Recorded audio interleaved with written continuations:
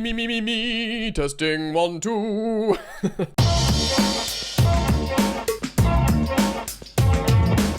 Hello there, friends. What's going on? And welcome on back to Football Therapy with me, your host Jan. Hope you're doing well, mate. I genuinely do hope that.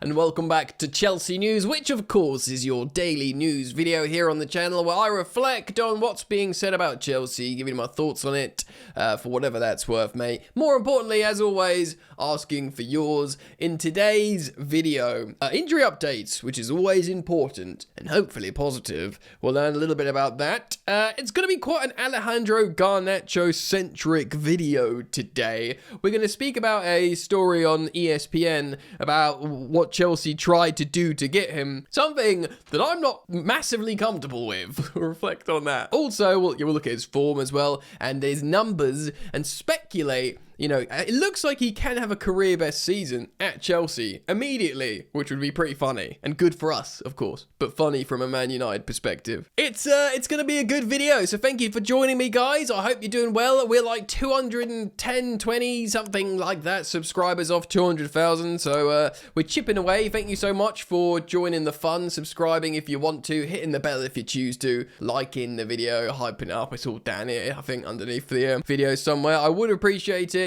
And of course, here on the channel, Football Therapy, everybody is welcome, provided you don't behave like a knobhead. Be nice to each other, talk about football in Chelsea, and join the fun. So thank you for liking and subscribing. And let's get into it and start on some injury news. Hokey cokey, so I will be getting this from thestandard.co.uk, mate. We'll start off with Cole Palmer. In a huge boost for Maresca, Chelsea are working to get Cole Palmer back fit in time to make his return from injury in the Champions League clash with Barcelona. Standard Sport understands that it will remain the hope of both Palmer and the club that he would have recovered from the recurring groin issue that has plagued him since the Club World Cup. Of course, so he's ready in time to feature for the Barca game. While the cameo appearance against Burnley has not been mooted and yet not completely ruled out, it is the Barcelona fixture 3 days later that they are actively working towards. Yeah, it would be huge. I mean, it would be good if you could get like 10, 20 minutes against Burnley just to be like, I'm back, I'm playing football, and here we are, because you don't want him to play 10, 20 minutes of Barcelona and have to come off. Like we did see him, you know, whatever, it was one of the last times he featured, he came off really early. It was the Man United game, that was it. It was Rob Sanchez got sent off, and everyone thought, I mean, Maresca did panic and absolutely S-word the bed, but you know, he didn't pull Cole Palmer off as a sort of freak reaction. It was a groin injury. So you don't want that happening again against Barcelona. So I do wonder if like 10 minutes against Burnley just to sort of try it out, so the first, you know, 10 minutes against Barcelona doesn't screw you over. But yeah, he'd be a welcome introduction. Look, I know people might think, look, he's not played, he won't be match sharp, match fit. It doesn't matter. I think Cole Palmer in the big games is just got to happen, really. He's demonstrated he's been man of the match in 2 finals for Chelsea already. You know, I mean, scoring in a final for England and stuff. He's a man for the big stage, and there's no bigger stage than Barcelona. So yes, I massively endorse the reintroduction of Cole Palmer for that game. I would love to see it. You know, Cole Palmer, probably Garnacho, which is a player we'll speak about shortly. Probably Neto starting, and then tired Barcelona legs, you bring on the superstar Estevao to absolutely bury the finisher, Mortal Kombat style. Sounds good in theory, but yeah, good, you know, I'm not one of these people that would be like, oh, you know, don't just try and bring him back for a big game. I think he lives for the big stage, so yeah, massively positive for me. Next up, Pedro Neto. He withdrew from the Portugal squad ahead of their Club World Cup qualifiers, of course, against Ireland and Armenia. Neto was replaced in the 77th minute of Chelsea's 3-0 win over Wolves, of course his former club, after suffering a groin injury, and following discussions between Chelsea and the Portuguese Football Federation, he was released from international duty for his recovery. He has been pictured training today, I believe, or yesterday, and apparently he will be ready for the weekend away at Burnley. Yeah, very, very important. Away at Burnley at Turf Moor in the bitter cold. For all the people out there saying, start Stevão, start Stevão. He's been pictured with the Brazilian team feeling cold in Europe and, you know, like shivering. Yeah, Turf Moor on a windy winter's day, getting beaten up by a Burnley side. That's probably when you want to start the likes of Pedro Neto. A little bit of experience there.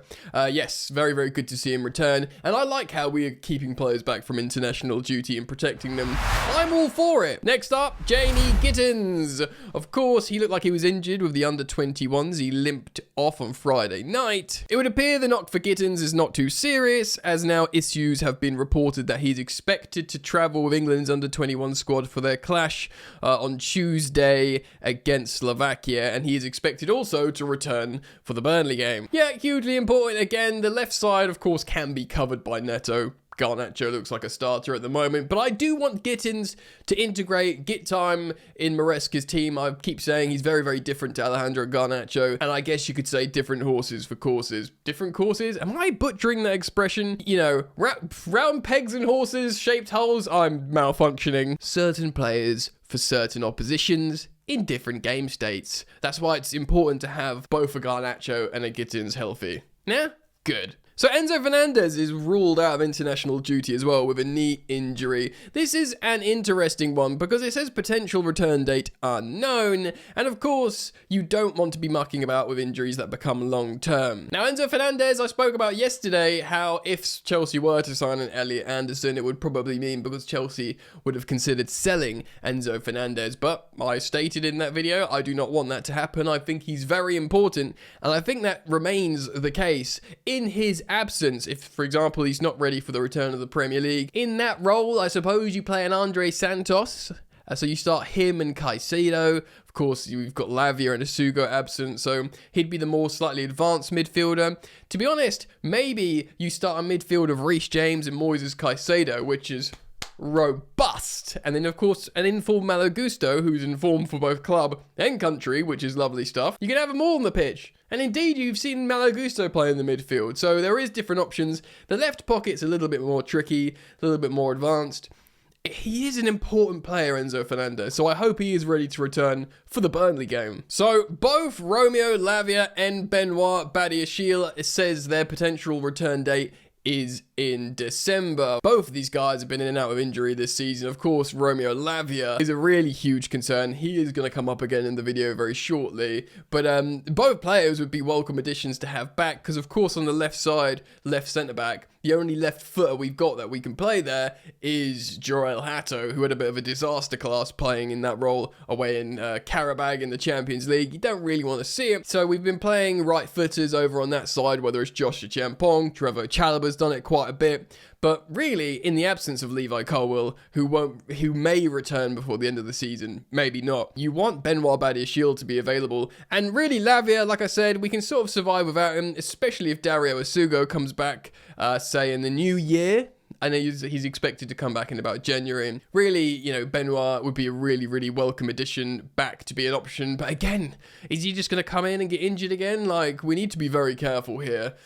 Anyway, that's your updates for injured players when they're going to return. I'm going to jump over now and read you some quotes. We'll read you an article from ESPN speaking about Garnacho and how Chelsea tried to get him prior to paying a straight £40 million fee. Manchester United turned down Chelsea's offer of including Romeo Lavia or Christopher Nkunku as part of a deal that saw Alejandro Garnacho to Stamford Bridge in the summer, sources have told ESPN. Garnacho, 21 years old, he signed for Chelsea for a £40 million fee, and of course in the summer, after falling out of favour under Ruben Amorim at Man United. United spent, of course, £225 million on new signings, Cunha, Mbamo, Seshko, and the new keeper, Lemons. But sources have told ESPN, despite an acknowledgement that they need midfield reinforcements, United rejected Chelsea's offer, including Lavia, as part of a concern over the Belgium's fitness record. Well, yeah, that's precisely what we've just spoken about. We all have profound concerns about Romeo Lavia's injury record, but I'm not comfortable with this because, yeah, so what we spent a fee rising up to £57 million. 5-7, best part of 60 million quid on Romeo Lavia, which, by the way, I definitely think he's worth it in terms of, you know, age profile, skill ceiling, well, how good he could be, essentially. You know, if he's, okay, I can hear you shouting at the screen. As a fit and available footballer, he's worth that, okay? Not plagued with injuries his entire life. So 57 million quid, and we buy Garnacho for 40, which, by the way, looks like a great deal. So what would you... Nkunku's fine. Nkunku, maybe we try to do a straight swap. We'll give you Nkunku, can we have Garnacho? There's a world in which that potentially happening. Trade deals rarely ever happen, but apparently our ownership, probably because they've come from American sports franchises, they're big on trades. So I can see them saying, look, take Nkunku, we'll have Garnacho. And of course, Chelsea will be thinking, we'll be relieving ourselves of one of our highest earners in Christopher Nkunku, who of course joined before they put the low wage structure in. I get it, them not going for Nkunku, they went for their different attackers, makes sense. But, and I also get why they didn't ultimately go for Lavia. But I don't like Chelsea, I mean, it's ESPN. Are they reputable? Who do you believe in the media anymore? Do you know what I mean? But ESPN are pretty big, like Mark Ogden, he contributed to the story. I think actually he's quite a reputable journalist, to be fair. Mark Ogden, he seems well informed. So I don't like that we were willing to let Lavia go, even with his injury record, because he's got such a high ceiling. And even if you think, oh, he's probably worth the same as Garnacho, or maybe in the long run, Garnacho is going to turn into a 70 million pound player.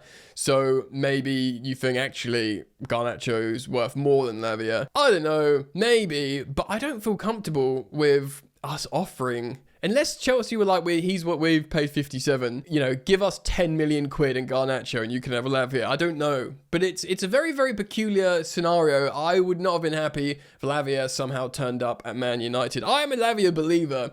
You know, in the same way I'm a Wesley Fofana believer. I think Lavia could be so good.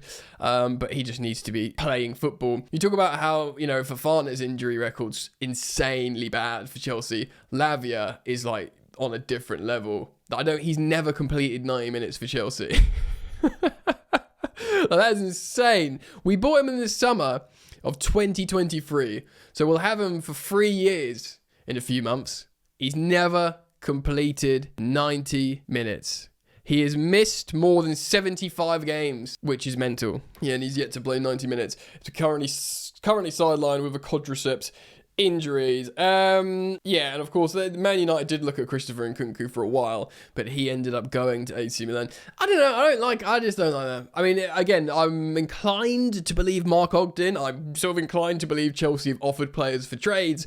I would put the farm on Chelsea offering Nkunku for as a part of a deal for Garnacho, but I want Lavia to work out and maybe, you know, not offered about, because he will, if he goes to a club and they fix him, they manage to work him and fix him, he will be a world beater, and he needs to be that at Chelsea. You know, when Real Madrid trying to rebuild their midfield, you know, that's why they keep being linked to Enzo Fernandez, because of the whole Modric, Casemiro, Kroos dynasty's not been really, you know, replaced, but they were just friggin' signing everyone. They've obviously got Fede Valverde that can play in the midfield. But then they were signing, you know, Eduardo Camavinga, Aurélien Tchouameni, Jude Bellingham, and it was just like, we've got so many superstar quality midfielders. Why can't we have that? We can go Fernandez, Caicedo, you know, Santos and Lavia are the young ones with high ceilings to become these superstars. Why not have 4 superstar midfielders, and then you got your backups like your Sugos or whatever?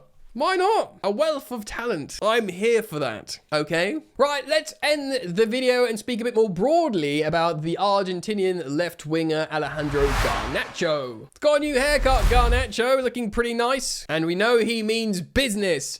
Now, of course, these are a huge talking point, especially over the, you know, the international break. People speak about who's playing well for who, and if a player's defected to the enemy, he's talked about a lot. And this, of course, is Man United to Chelsea. He didn't feel loved or wanted at Man United. He, of course, fell out with Ruben Amorim, and the Chelsea fans seem to be really excited about his form. Of course, his form's been contested, but like, check out this graphic here that shows his last 4 games. He's been rated quite well. I think these are FOTMob ratings, but as you can see, there's 4 goal involvements in 4 games, and even the second game he had a pretty strong showing. He's been playing pretty darn well, you must say, and I'm very, very happy about it.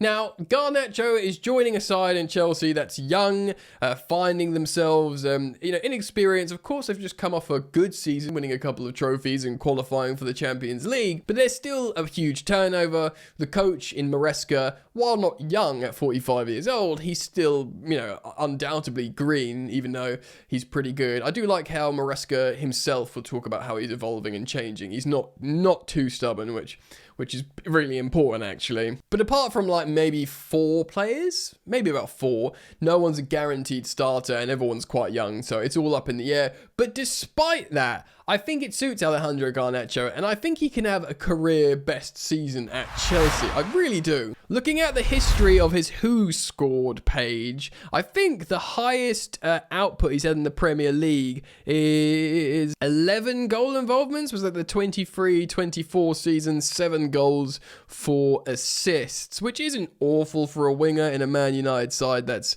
not great. But 11 goal involvements, I think if he does stick as the Chelsea's number 1 left winger, he will beat that. He's already got 3 in 346 minutes. So given more time, and for example, like starting at Burnley this weekend, if he, gets a goal and an assist, he's already on 5 goal involvements, nearly half of his career best so far.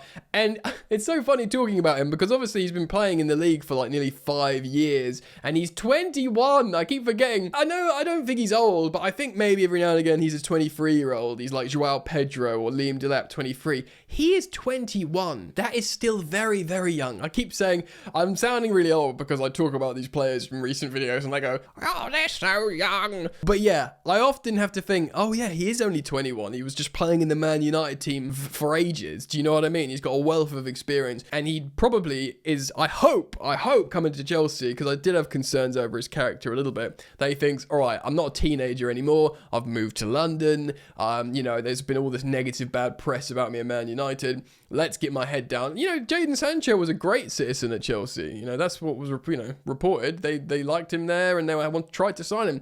So he's probably thinking, right, I'll go and do the same. I'll get my head down. I'll train. I'll show them. And yeah, I hope he does have a career best season at Chelsea. He needs 9 more goal involvements in the league. And if he is the starter, which by the way is his to lose at the moment, it does look like that. Even when Gittins was fit, scoring absolute worldies in the cup, doing some good things in terms of ball carrying and holding the whip from 1v1s and all that, which we know Maresca loves.